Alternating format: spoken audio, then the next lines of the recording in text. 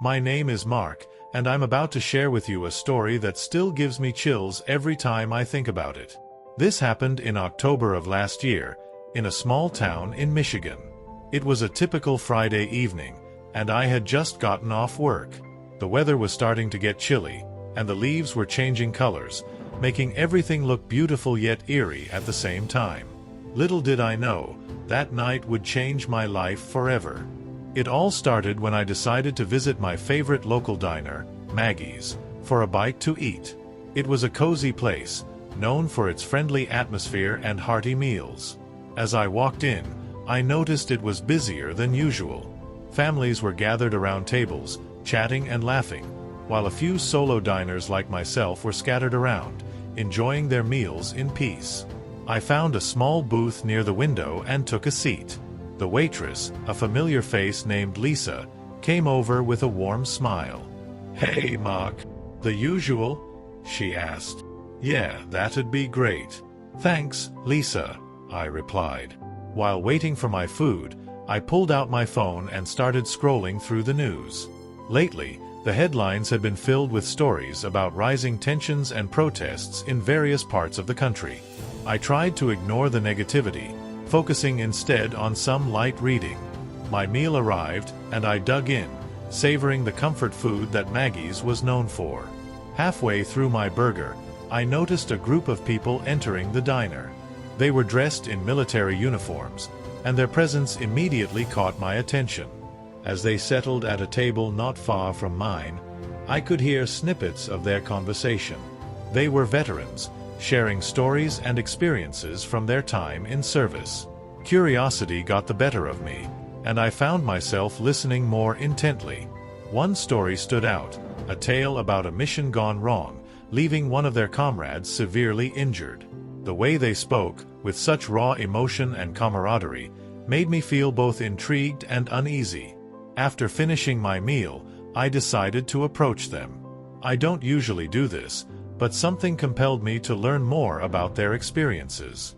Maybe it was the way they seemed so connected, or perhaps it was the haunting look in their eyes as they recounted their stories. "Excuse me," I said, walking up to their table. "I couldn't help but overhear some of your stories. I'm Mark, by the way. Do you mind if I join you?" They looked at each other, then back at me. One of them, a tall man with a rugged face and a name tag that read Tom, nodded. "Sure, have a seat. I know. This is Jake, Phil, and Dave," he said, gesturing to the others. As I sat down, I felt a mix of excitement and apprehension. I didn't know it then, but this was the beginning of a night that would change everything. As I sat with the veterans, I quickly realized how deep their bond was. They shared a language of inside jokes and unspoken understanding. Their camaraderie was built on shared hardships and sacrifices, making me feel like an outsider in their world. Despite this, they welcomed me warmly. Tom started telling me about their last mission together. It was supposed to be a routine operation, but everything went wrong. The tension in his voice was palpable as he described the chaos of that day. They were ambushed, and one of their team members, a young soldier named Chris, was severely injured. "We were pinned down," Tom said, his eyes distant. "Chris took a bullet to the leg. We did everything we could to keep him alive, but we were outnumbered and outgunned. It was a nightmare." Phil, another veteran, chimed in. "We managed to get Chris out, but not without a lot of bloodshed. The whole experience changed us. We came back, but a part of us never really left that battlefield." Listening to their stories, I felt a mix of awe and sorrow. These men had faced horrors I couldn't even begin to imagine. As the night went on, they opened up more, sharing not just their war stories but also their struggles adjusting to civilian life. Jake, the quietest of the group, finally spoke up. "You know, it's not just the physical injuries that haunt us. It's the mental scars. The things we've seen, the things we've done. They stay with you. They mess with your mind." I nodded, feeling a lump in my throat. "I can't even imagine what that's like," I said softly. "Yeah, it's tough," Jake continued. "I've seen some of my buddies lose everything because they couldn't cope. Families torn apart, lives destroyed. It's a constant battle, even after the war ends." Our conversation took a heavier turn as they talked about the lack of support for veterans. They felt abandoned by the very country they had served. It was heartbreaking to hear their stories of struggles with PTSD, finding employment, and dealing with the stigma associated with mental health issues. As the night wore on, I felt a growing sense of respect for these men. They had faced unimaginable challenges and were still standing, still fighting. But I also felt a sense of dread. Their stories were a stark reminder of the harsh realities that many veterans face long after they've left the battlefield. At some point, Lisa, the waitress, came over with a fresh pot of coffee. "On the house," she said, giving the veterans a sympathetic smile. "Thank you for your service." They nodded in appreciation, and we continued our conversation.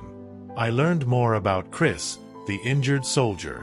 He was still alive but had a long road to recovery ahead of him. The veterans took turns visiting him, offering support and helping him adjust to his new reality. By the time I left the diner, it was past midnight. The streets were quiet, and the air was crisp with the scent of fallen leaves. I couldn't shake off the heavy feeling in my chest. The stories I heard that night stayed with me, echoing in my mind as I drove home. The next day, I couldn't stop thinking about the veterans and their stories. Their words haunted me, making me realize how little I knew about the struggles they faced. I decided to visit the local VA hospital to see if there was anything I could do to help. Maybe volunteering or just spending time with veterans could make a difference. When I arrived at the VA hospital, the atmosphere was somber. The building itself was old and in need of repairs, a stark contrast to the shiny new hospitals I was used to seeing. Inside, the air was filled with a mix of antiseptic and despair. It was clear that this place was underfunded and understaffed. I approached the front desk, where a tired-looking nurse greeted me. "Can I help you?" she asked, her voice weary but polite. Mark. I was wondering if there's any way I could volunteer here. I met some veterans last night, and I want to do something to help, I explained. The nurse's expression softened. "That's very kind of you, Mark. We could always use more volunteers. Let me get you in touch with our coordinator." A few minutes later, I was introduced to Mr. Peterson, the volunteer coordinator. He was a middle-aged man with kind eyes and a warm smile. We talked about the different ways I could help, and he suggested I start by visiting the long-term care ward where many veterans were recovering from serious injuries. As I walked down the hallway, I felt a mix of nervousness and determination. The stories I heard at the diner were fresh in my mind, and I was eager to make a difference, no matter how small. When I entered the long-term care ward, I was struck by the sight of so many wounded veterans. Some were missing limbs, others were confined to wheelchairs, and many had a haunted look in their eyes. It was a stark reminder of the true cost of war. I introduced myself to a few of the veterans, and we struck up conversations. They were eager to share their stories, and I listened intently, just as I had the night before. Each story was unique, yet they all shared common themes of bravery, sacrifice, and resilience. As I was about to leave, I noticed a young man sitting alone by the window. He had a bandage wrapped around his head, and his leg was in a cast. There was something about his demeanor that drew me in. I walked over and introduced myself. Mark, mind if I sit with you?" I asked. He looked up, his eyes filled with a mixture of pain and gratitude. "Sure, I'm Chris," he said, his voice barely above a whisper. My heart skipped a beat. This was the Chris the veterans had talked about, the one who had been severely injured during their last mission. I sat down, unsure of what to say. "I met some of your friends last night at a diner," I began.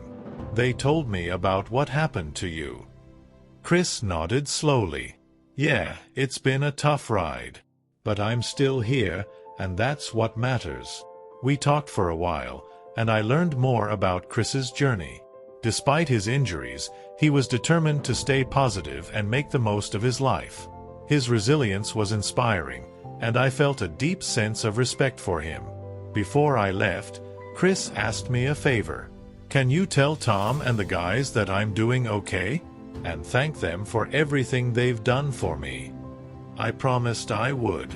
As I walked out of the hospital, I felt a renewed sense of purpose. These veterans had given so much, and it was up to people like me to support them in any way we could. After my visit to the VA hospital, I couldn't shake the feeling that there was more I needed to do.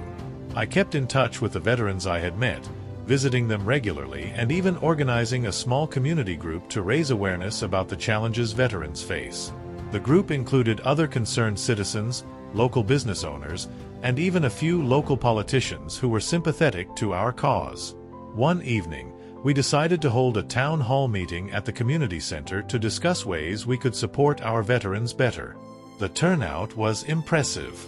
The room was packed with people from all walks of life, all eager to make a difference. As the meeting started, I felt a sense of hope. Maybe, just maybe, we could bring about some real change. We had speakers from various organizations, veterans sharing their stories, and even a few local government officials who promised to look into increasing funding for veteran services. However, not everyone was on board. As the discussion went on, a heated argument broke out. A man in his 50s, wearing a tattered jacket and a scowl, stood up and began shouting, "This is all just talk.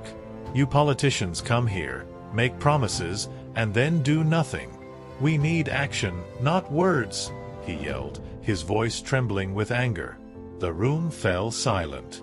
The tension was thick, and I could see the frustration on the faces of many veterans in the audience.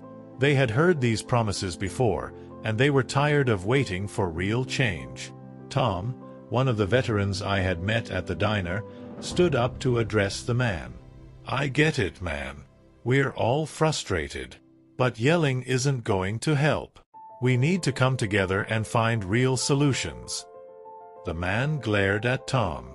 "And what do you propose we do, huh? We've been waiting for years. Our brothers and sisters are suffering." Tom took a deep breath. "We start by holding these officials accountable. We make sure they follow through on their promises. And we support each other. We're stronger together." The man seemed to calm down a bit, but the anger in the room was still palpable. It was clear that while there was a strong desire to help, there were also deep-seated frustrations and mistrust towards the system. After the meeting, a few of us stayed behind to discuss the next steps. We decided to form a task force to keep pressure on local officials and ensure that the promises made that night would be kept. I volunteered to be part of the task force, feeling a renewed sense of purpose. Over the next few weeks, we worked tirelessly. We organized fundraisers, wrote letters to local newspapers, and even staged a peaceful protest to draw attention to our cause. The community began to rally around us, and slowly, we started to see some progress. But with progress came resistance. Not everyone was happy with our efforts. There were those who believed we were stirring up trouble, and we even received a few threats. It was a difficult and sometimes scary time, but we were determined to keep going. One night, as I was walking home from a meeting, I noticed a car following me. At first, I thought it was just a coincidence, but as I turned down different streets, the car kept pace. My heart pounded in my chest, and I quickened my pace, trying to shake the feeling of being watched. Suddenly, the car sped up and cut me off. 3 men got out, their faces obscured by the darkness. One of them stepped forward and grabbed my arm, pulling me close. "You think you're some kind of hero, huh?" he sneered. "Sticking your nose where it doesn't belong. This is your last warning. Back off, or you'll regret it." I could feel my knees shaking, but I refused to show fear. "I'm not backing off," I said, my voice steady. "These veterans deserve our support, and I'm not going to let anyone stop us." The man smirked and shoved me back. "Suit yourself. Just remember, you were warned." As they drove away, I stood there, shaken but resolute. This was more than just a fight for better support for veterans. It was a battle against a system that had long ignored their needs. And I was ready to fight, no matter the cost. The weeks following the town hall meeting were a whirlwind of activity. Our task force was gaining traction, and the community's support continued to grow. However, the threats and opposition we faced were also intensifying. It became clear that not everyone was happy with the changes we were pushing for. One evening, we organized a peaceful march to raise awareness about the plight of veterans and to demand better services. It was a chilly day, and the sky was overcast, adding to the somber mood. Despite the weather, a large crowd had gathered, holding signs and chanting slogans of support. As we marched through the streets, I couldn't help but feel a sense of pride. This was what community action looked like, people coming together to make a difference. But as we turned a corner, we were met with a group of counter-protesters. They were holding signs with messages that opposed our cause and shouting insults. The tension was palpable. I could see the anger on the faces of the veterans marching with us, and I knew things could escalate quickly. Tom, ever the peacemaker, tried to calm the situation. "Everyone stay calm," he said, his voice steady. "We're here to make a difference, not to fight." But it was too late. One of the counter-protesters threw a bottle, hitting a veteran on the head. Chaos erupted. People started pushing and shoving, and the scene quickly descended into violence. I was shoved to the ground, and as I scrambled to my feet, I saw Tom and the other veterans trying to protect the more vulnerable members of our group. Amid the chaos, I heard sirens approaching. The police arrived and began trying to break up the fight, but the damage was already done. Injured people were lying on the ground, and the sense of unity and purpose that had filled us moments before was shattered. I found myself next to Chris, who had joined us despite his injuries. He was on the ground, clutching his leg and wincing in pain. I helped him up and we made our way to the sidelines, trying to avoid the melee. As we sat on the curb, waiting for the medics to arrive, I felt a deep sense of despair. How had things gone so wrong? We had started with such good intentions, and now people were getting hurt. I looked around at the injured and the chaos, feeling a crushing sense of failure. The next few days were a blur. The media coverage of the march was intense, with different outlets spinning the story in various ways. Some praised our efforts, while others condemned the violence that had erupted. The division in the community seemed to deepen, and I felt more isolated than ever. But there was also a silver lining. The incident had brought even more attention to our cause. Local government officials were finally taking notice, and we started seeing some concrete changes. Funding for veteran services was increased, and new programs were introduced to support their mental health and reintegration into society. Despite the progress, the memories of that violent day haunted me. The look of fear and pain in Chris's eyes, the sight of injured people on the ground, those images were etched into my mind. I knew we had made a difference, but at what cost? I continued to visit the VA hospital, spending time with the veterans and supporting them in any way I could. The bond one had formed with them grew stronger, and I found solace in their resilience and courage. One day, as I was leaving the hospital, Tom approached me. He had a bandage on his arm from the march, but his spirit was unbroken. "Mark, I want to thank you for everything you've done," he said, his voice filled with sincerity. "We couldn't have done this without you." I shook my head. "It was a team effort, Tom. We all played our part." He smiled. "Yeah, but you were the one who brought us all together. Don't forget that."